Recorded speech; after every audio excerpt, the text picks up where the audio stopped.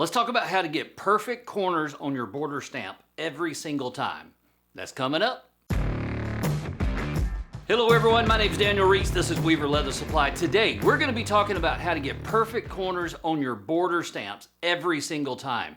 Now, why do we need to talk about this? Well, we run into two challenges, two problems when we're trying to create those border stamps. The first scenario is where the stamp just doesn't look good in the corner. No matter how you line it up, it doesn't look good, kind of looks awkward. And this is a really good example of it here. And we've got a solution for it. I'll show you in just a second, but this is a great example of it.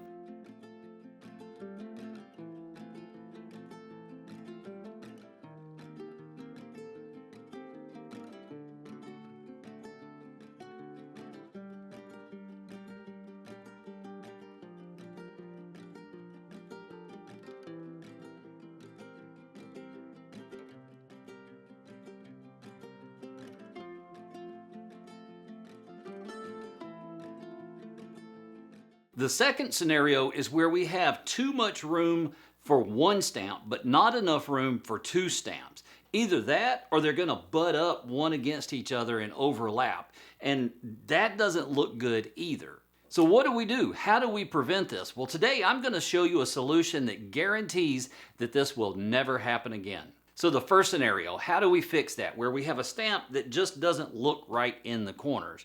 Well, the easy solution here is to find a second stamp that does look good in the corners that we can use as filler. And for that, I'm going to be using this seashell stamp. This is one that you would ordinarily use as a repeating pattern, kind of like a basket weave. Let's go ahead and drop that seashell into all four corners.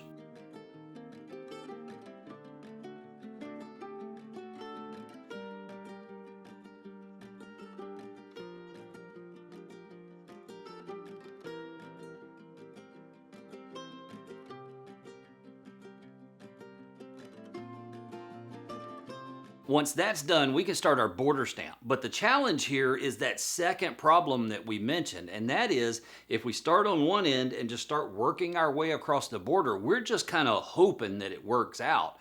We may get down to the other end and have too much room or not enough room. How do we make sure that doesn't happen? Well, what we're going to do is we're going to start on opposite corners and work our way to the middle.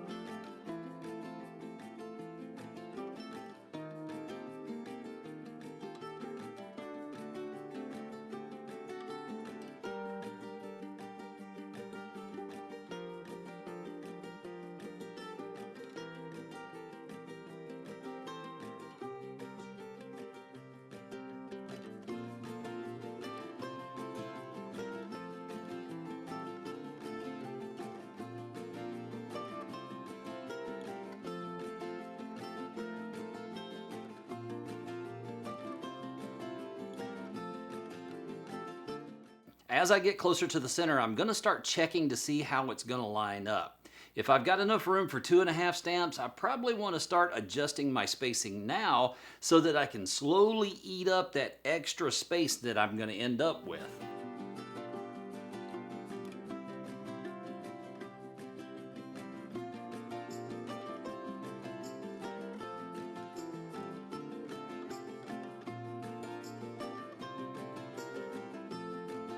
The corners are always going to be the focal point. So by starting at opposite ends and planning out where our stamp's going to be and slowly eating up that extra space, we can essentially make it look like the stamp fits perfectly. Just a little bit of forethought and planning and we're good to go.